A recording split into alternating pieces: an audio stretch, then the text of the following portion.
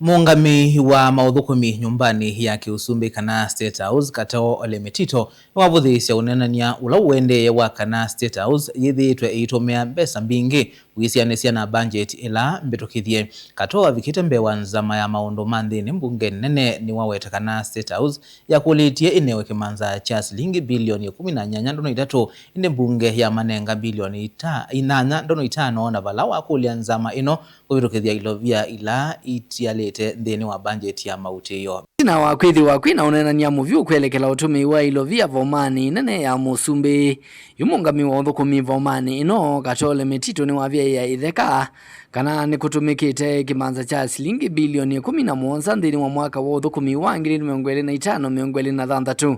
Katoo Avikite Mbee wa Nzama ya Maundu ma Nthini wa Mbunge ya katini Niwaweta kana vomano ya musumbi na Mauthukumi maingi mekwenda ilovia Uisianisya na mivea ingi ya silikali. I know this committee doesn't rely on what is being said in the media out there, on TV interviews, or what is being said in public barazas.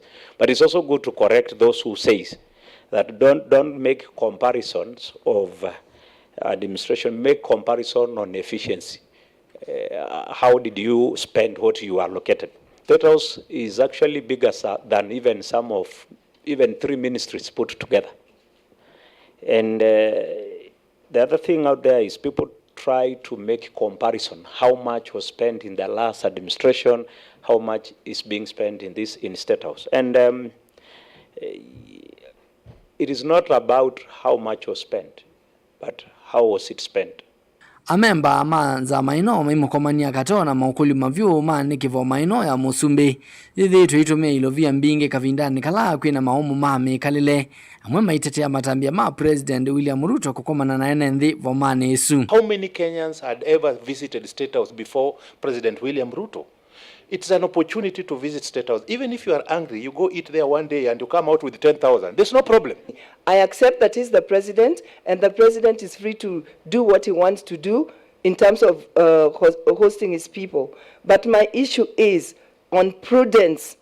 Is it prudent to spend so much on hospitality when many Kenyans are going hungry? Katoo jingi Niwaweta kana ni mavitio kwa Akenya kwithi wa maithi kotini kuungamia President William Ruto aikomana na nthini wa voma isu ya Kiusumbi na vala wathingilila kana vailo via Mbee wa ila ivathitwe kwelekela State House itumikite. Kenyans are so litigants. I saw the other day people going to court to stop the president from having delegations in State House. That is a public office. State House is a public office. Nothing stopped 10,000 Kenyans to have a meeting in their public office. We asked for the resource requirement was 18. Then we were given 8.5. That is 49%, less 51%, which will go up to 16 in total.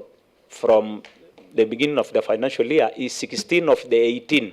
So we are not being given more than what we requested. Livoti ya vilingi ya movo nitoa mwaka mweu.